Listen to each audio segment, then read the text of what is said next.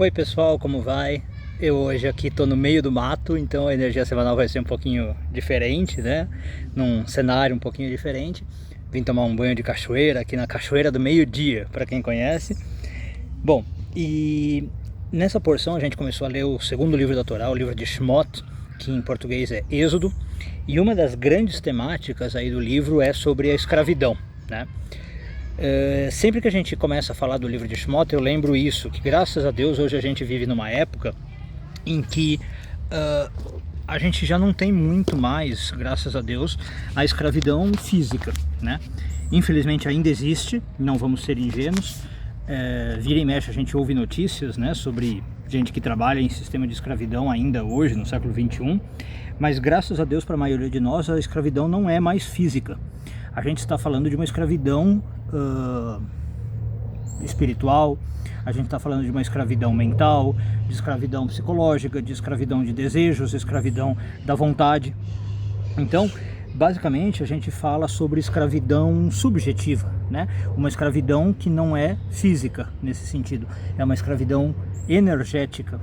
E aí, nesse sentido, eu me lembrei de uma historinha que a gente tem na tradição judaica, uma historinha que aparece no Midrash, e eu queria contar para vocês.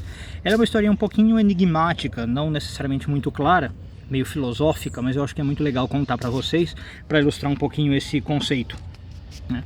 Diz a história que um dia o Sol e a caverna começaram a conversar, começaram a bater um papo. E o Sol tinha muita dificuldade em entender qual era o significado de palavras ou de conceitos como escuro, né, como sombrio.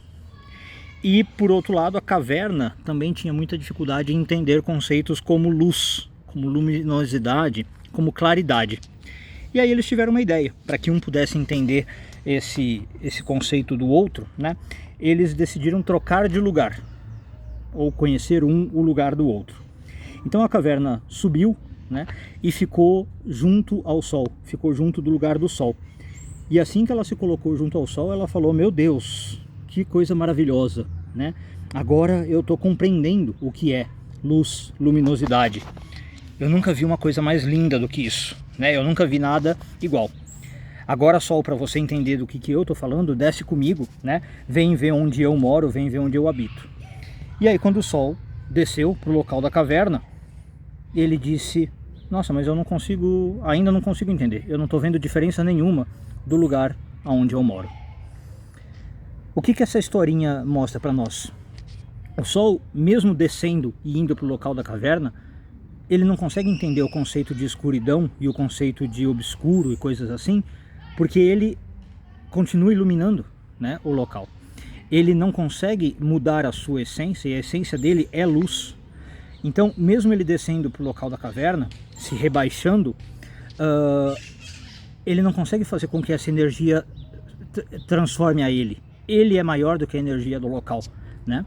Então, a escravidão que nós estamos falando no livro de Shemot, no livro de Êxodo, hoje em dia, para nós, a maioria das pessoas, ela funciona desse modo também. Nós não temos mais a escravidão física como nós falamos, mas nós temos essa escravidão subjetiva. O que significa que nós somos escravos se nós nos permitirmos sentirmos escravos de alguma situação. Se nós nos permitirmos sermos escravos de alguma situação. Falando bem em miúdos, a escravidão está na nossa cabeça. A escravidão está na nossa mente. Se nós vivermos uma situação e nos vermos como os escravos, ou sentirmos como os escravos, nós estamos vivendo essa escravidão. E aí, grande parte da história do Êxodo, né, que nós estamos lendo nesse livro, é para que nós aprendamos a sair dessa escravidão. É para que nós possamos encontrar o nosso Moisés pessoal, para que nós possamos encontrar esse líder, que é essa voz interna dentro de nós, e que nos tire dessa escravidão. Não é exagero dizer que 90% do estudo da Kabbalah é tão somente para isso, para que uma pessoa aprenda a sair desse seu Egito pessoal. Então, pode parecer algo pequeno falando assim, mas quando eu digo que 90% da Kabbalah é isso, é porque a Kabbalah reconheceu desde os seus primórdios, desde muito cedo, que a maioria das pessoas vive sim numa escravidão. Como eu falei, seja uma escravidão mental, seja uma escravidão espiritual, seja uma escravidão de desejo, seja uma escravidão do sistema, da comunidade, da sociedade em que ela vive. E a gente precisa sair disso. não é fácil. Não é algo que a gente faz do dia para a noite. A gente precisa o tempo inteiro estar revendo conceitos, revendo valores, revendo ideias, revendo crenças, né? E muitas vezes a gente tem essa dificuldade de fazer isso até porque a gente não sabe que está na escravidão. Sabe aquele ditado que o pior cego é aquele que não quer ver? O primeiro passo é a gente perceber que a gente está cego, perceber que a gente tem uma cegueira. E aí, quando pelo menos eu percebi que eu tenho uma cegueira, aí eu posso começar a tratar dessa cegueira, para eventualmente poder enxergar.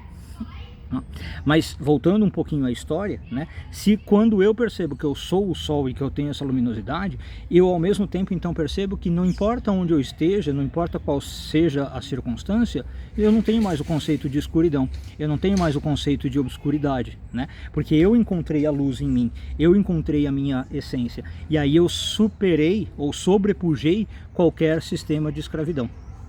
Então eu tenho que realmente perceber aonde que eu estou sendo escravo, onde que eu estou sendo caverna, para usar a historinha do Midrash, para que eu possa perceber aonde que eu tenho que ser sol.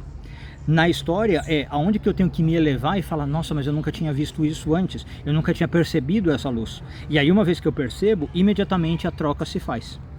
Mas enquanto eu não tenho essa percepção, eu realmente tenho que fazer uma luta, e como eu falei que não é difícil, uma luta homérica, né, para perceber essa realidade.